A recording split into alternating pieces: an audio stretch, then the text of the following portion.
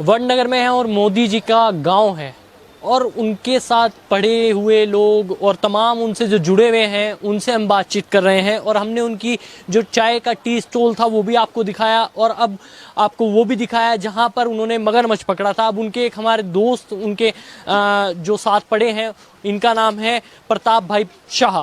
अब इनसे ही बातचीत करते हैं कि कैसी इनकी स्टोरी रही है जब उनसे मुलाकात की होगी और क्या पता था कि जिनके साथ पढ़ते हैं वो एक टाइम पे प्रधानमंत्री बन जाएंगे। तो इनसे ही बातचीत करते हैं। सर, क्या नाम है आपका? मेरा नाम प्रताप भाई शाह है। प्रताप भाई शाह, कैसे देखते हैं मोदी जी के साथ आप पढ़े हैं और अचानक एकदम पीएम बन जाना बहुत बड़ा एक वो होता है, तो कैसे देखते हैं इसको? नरेंद्र भाई मोदी पहले से ही बहुत होशियार थे।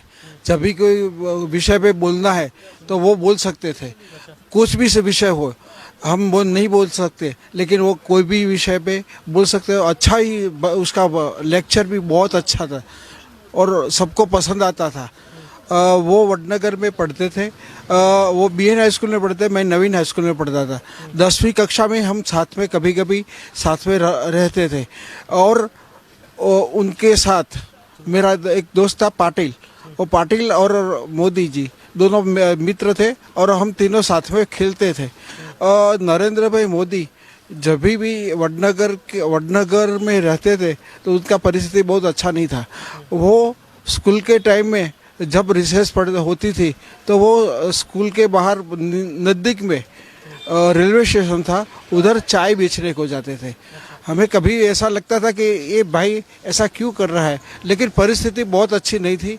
परिस्थिति के हिसाब से वो अपने पिता को मदद के लिए और अपने समय की कीमत समझते हुए वो स्कूल में पढ़ते हुए भी रिसर्च के टाइम में चाय बेचने को जाते थे। अच्छा, कहते हैं कि मोदी जी एनसीसी में भी थे, तो आपने उस टाइम पे भी उन्हें देखा होगा जब वो ड्रेस में घूमते थे। नरेंद्र भाई मोदी एनसीसी में बहुत अच्छे थे। उनका वो टाइम पे वो लगते थे कि सैनिक जैसा एक सैनिक हो ऐसा लगता था। और भारत का हमें वो टाइम पे लगता था कि वो भारत का बड़ा कोई आदमी बन सकता है और बने हैं, तभी हमें खुशी है। अच्छा, तो जब जैसे वो सीएम भी बने, उसके बाद वो सीएम बनने के बाद भी वडनगर आते रहे और जब पीएम बन गए तब भी वो यहाँ पर एक दो बार आए हैं, तो आपकी उसके बाद कभी मुलाकात हो पाई या आमने सामने? आमने सामने तो मुलाकात नहीं हो पाई है, लेकिन मेरा घर का वास्तु था तो मैंने उनको आमंत्रण पत्रिका भेजी थी। उनका जवाब भी आया था और आशीर्वाद भी भेजा था। वडनगर में जब मेडिकल कॉलेज हुई तभी उनका स्वागत करने का था, तो हम स्वागत के लिए भी गए थे और शाल और उनको दिया था। हमें याद है कि वो दिन नरेंद्र भाई बहुत अच्छे लगते थे। वडनगर का गौरव, वडनगर में जो सब कुछ हुआ है वो नरेंद्र भाई के हिसाब से हुआ है। जो लाइब्रेरी हुई वो नरेंद्र भाई के हिसाब से हुई, मेडिकल कॉलेज हुई, सब कुछ। Railway station, Vadnagar railway station के पाटे सब कांग्रेस राज में उखाड़ दिए गए थे। वो मोदी जी आए, वडनगर को वडनगर से तारंगा, अंबाजी और बम्बई तक गाड़ी की सुविधा हो सकती है। अच्छा, एक और चीज़ मैं आपसे पूछना चाहूँगा। ऐसा कहते हैं कि मोदी जी यहाँ पर कभी चाय नहीं बेचते थे और कुछ लोग कहते हैं कि ये जो यहाँ पर थोड़ी सी दूरी तालाब पड़ता है कि यहाँ पर उन्होंने मगरमच्छ उठाकर अपना वहाँ पर ले गए थे, घर पर ले गए। तो क्या वो कहानियाँ सच हैं? क्योंकि लोग उस पर बहुत सवाल उठाते हैं। तो आप तो उनके साथ रहे हैं, आपने देखा भी होगा वो करते हुए। जो बोलते हैं ना वो कभी सच्चा नहीं बोलते। जो सच्ची बात है कि वो चाय बेचते थे, हमने देखा है, हमने आंखों से देखा है कि नरेंद्र भाई चाय बेचते थे, चड्डी पहनते थे और वो टाइम पे भी चाय बेचते थे। 9वीं 10वीं कक्षा में पढ़ते थे, वो टाइम पे चाय बेचते थे। और जब छोटे थे तभी तालाब में से मगर का बच्चा लेके अपने घर गए।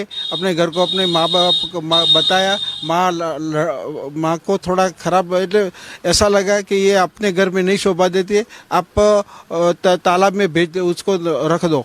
तो वो टाइम पे वो तालाब में भेजने को गए थे। अच्छा, कहते हैं कि मोदी जी की जो माता जी थी वो वडनगर में ही मतलब लोगों के घर में काम करा करती थी, तो आपने कभी देखा है उनको?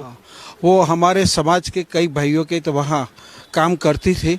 वो टाइम पे उनकी परिस्थिति अच्छी नहीं। जब परिस्थिति अच्छी नहीं होती तो हर मानस को हर खाने पीने के लिए कुछ करना पड़ता है।